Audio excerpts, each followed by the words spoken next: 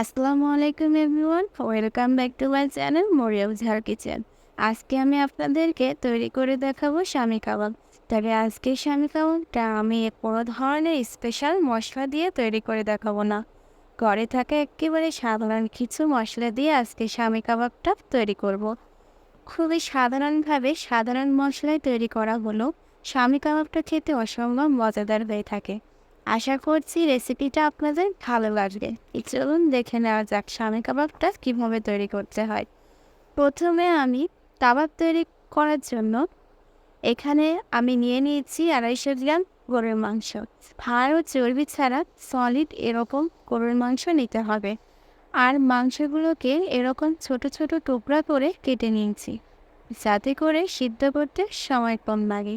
এর জন্য স্বামী কাবাবের আর একটা মূল উপকরণ হচ্ছে ছোলা বুটের ডাল।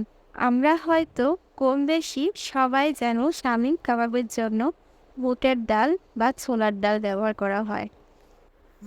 এখানে বুটের ডালটা আমি মেজারমেন্ট কাপের হাফ কাপ নিয়ে নিয়েছি।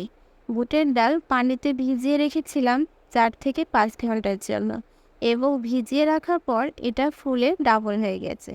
এবার একটি কড়াইতে আমি 250 গ্রাম গরুর মাংস দিয়ে দিলাম। এরপর দিয়ে দিচ্ছি ভেজানো বুটের ডাল। তারপর দিয়ে দিচ্ছি 1 টেবিল চামচ আদা বাটা বা 1 টেবিল চামচ রসুন বাটা। তারপর দিয়ে দিচ্ছি 1 টেবিল চামচ মরিচের গুঁড়া।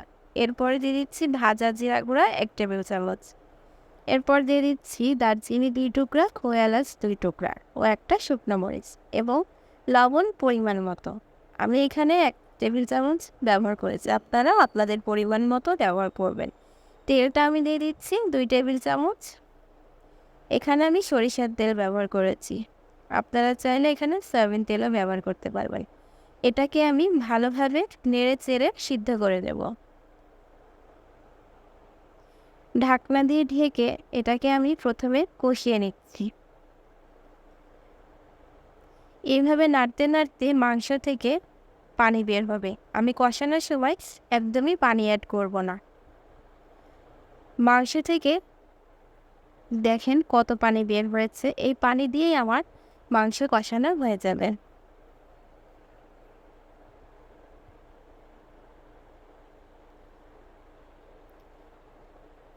চেষ্টা করব ঢাকনা দিয়ে মাংসটা কষিয়ে নিতে।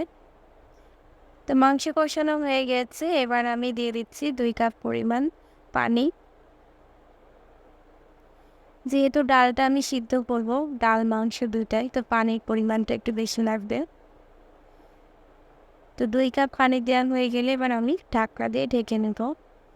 তো এরপর এটা আমি 10 মিনিটের জন্য রান্না করে নিচ্ছি। তো রান্না আমার হয়ে গিয়েছে, পানিটা শুকিয়ে নিয়েছে। এবার আমি এটাকে ব্লেন্ডারে ব্লেন্ড করে নেব। আপনারা চাইলে শিলপাটায় বেটে দিতে পারেন। তো আমার এই যে ব্লেন্ড করা হয়ে গিয়েছে, এবার আমি এটাকে মাখিয়ে নিব। তো প্রথমে আমি দিয়ে দিচ্ছি পেঁয়াজ কুচি। এখানে আমি 2টা পেঁয়াজ কুচি করে কেটে নিয়েছি। এরপরে আমি 7 থেকে 8টা মরিচ কুচি করে নিয়েছি, আপনারা চাইলে আপনাদের মেজারমেন্ট অনুযায়ী নিতে পারেন। এরপর আমি একটা ডিম ভেঙে নিয়েছি। এরপর স্বাদ মতো সামান্য পরিমাণ লবণ দিয়ে দিচ্ছি। এই সব উপকরণগুলো আমি একসাথে মাখিয়ে নিব, এবং এমনভাবে মাখাবো যাতে সব উপকরণগুলো মিশিয়ে যায় এবং মাখানোটা যাতে সফট হয়। আর এই মাখানোটা যদি সফট হয় তাহলে কাবাবের শেপটাও সুন্দর হবে। এখন আমি হাতে একটু তেল নিয়ে নিচ্ছি এবং কাবাবের শেপটা তৈরি করব। হাতে তেল নিলে কি হবে, কাবাবটা লেগে থাকবে না, হাতে উঠে আসবে না। এটা খুব সুন্দর একটা শেপ হবে। তো এইভাবে গোল গোল করে একটু চ্যাপ্টা করে হাতে শেপ করে নিচ্ছি কাবাবের শেপটা।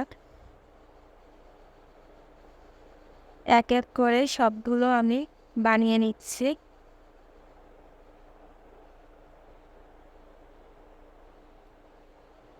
তো এইগুলো আমার বানানো হয়ে গেছে। এবার আমি হালকা মিডিয়াম আঁচে তেল গরম করে ভেজে নিব। এক এক করে স্বামী কাবাবটা আমি দিয়ে দিচ্ছি। তবে হ্যাঁ, এটা মিডিয়াম আঁচে ভাজতে হবে, যাতে এপিঠ ওপিঠ দুই পিঠই সমানভাবে একটা লালচে ব্রাউন হয়ে ওঠে। দুই সাইডে আমার ভাজা হয়ে গিয়েছে, এবার আমি এটা তুলে রাখবো। এটা আমি তুলে রাখছি। এখন কাবাবটা দেখেন কত সুন্দর হয়েছে। কাবাবটার কালারটা অনেক সুন্দর এসছে, এটা অনেক সফট হয়েছে।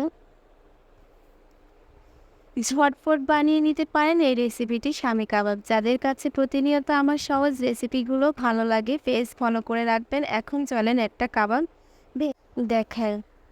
যারা এতক্ষণ সাথে ছিলেন সবাইকে ধন্যবাদ জানাচ্ছি, এবং সবাই সুস্থ থাকেন, ভালো থাকেন এবং আমাদের জন্য দোয়া করবেন। আশা করছি আমার এই রেসিপিটা আপনাদেরকে অনেক ভালো লেগেছে। আজকের মতো এখানেই বিদায় নিচ্ছি। আল্লাহ হাফেজ।